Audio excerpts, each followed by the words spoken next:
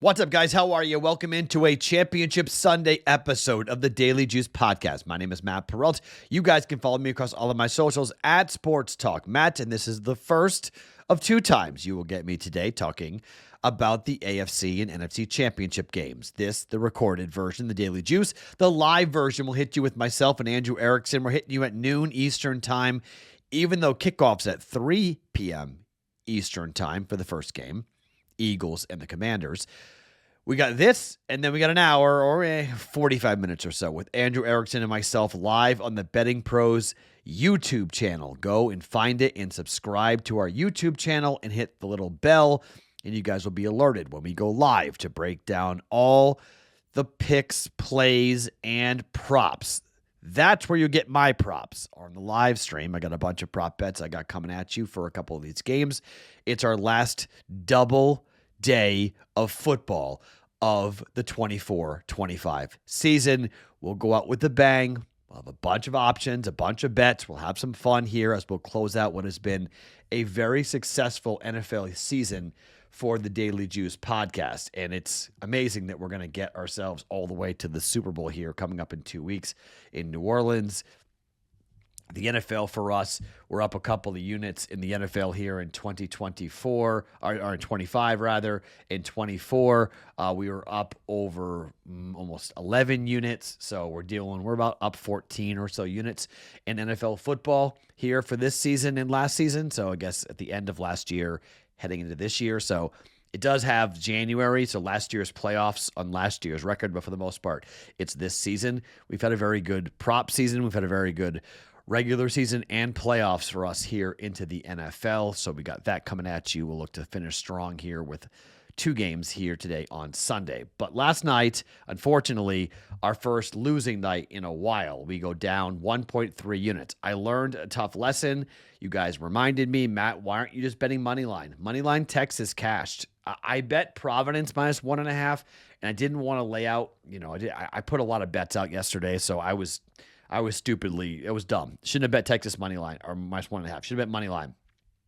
Houston, wrong half. They played great the second half, not good in the first half. They won in overtime at Kansas, so they took care of business there. That should have been a full game, not a first half. We missed on that. Florida destroyed Georgia. Huge win for them. Ole Miss did not play well on the road. They lost their game, never really was in it against Missouri. So 1-3, down 2.3 units for the day. That means that we took a little hit here, but it's nowhere near meaning that we're going to wind up having a losing week.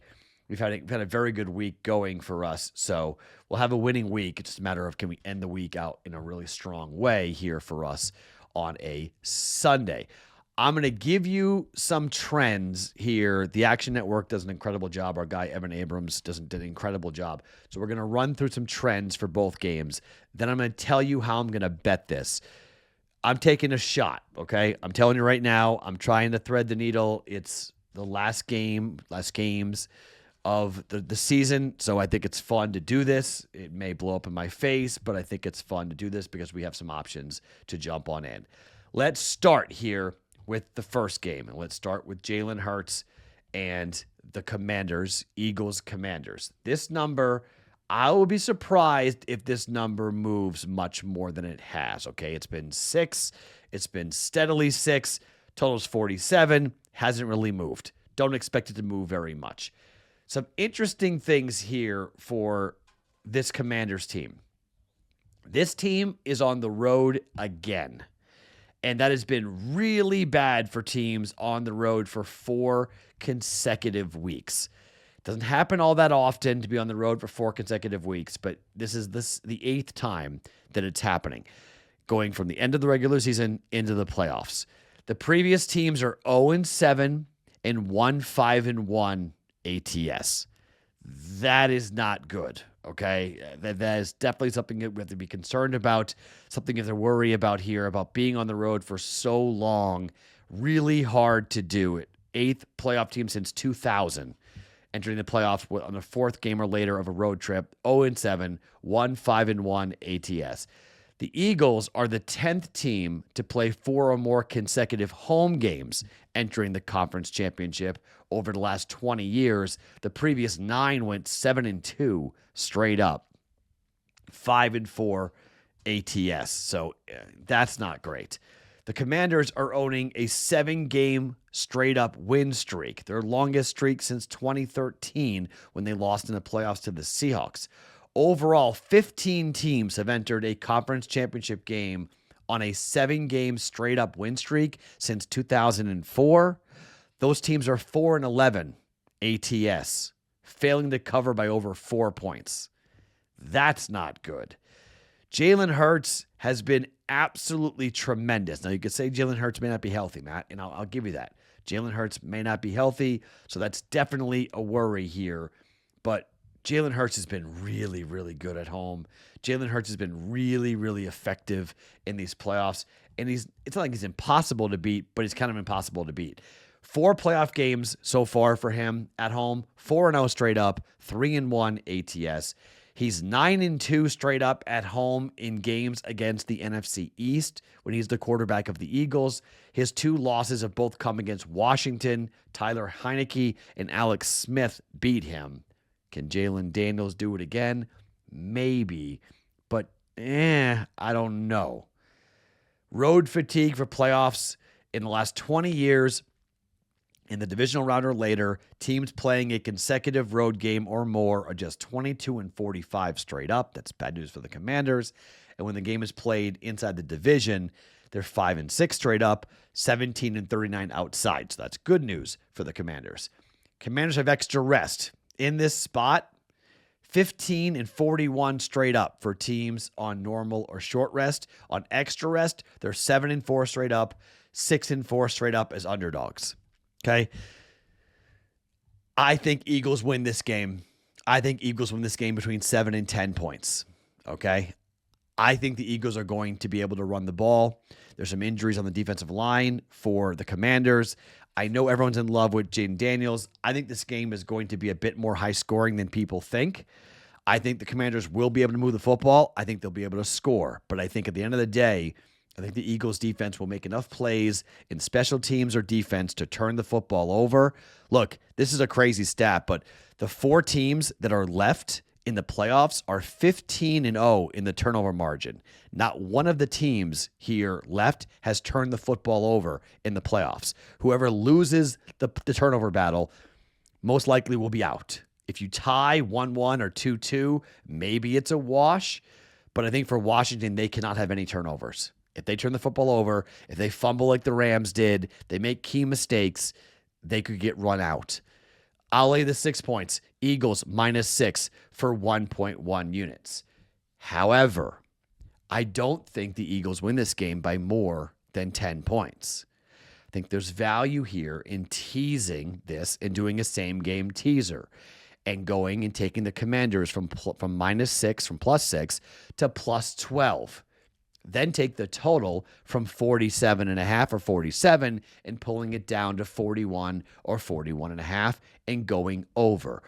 It's a correlated play. If the Commanders are in the game's going to go over. Like the second matchup, in which they won 36-33.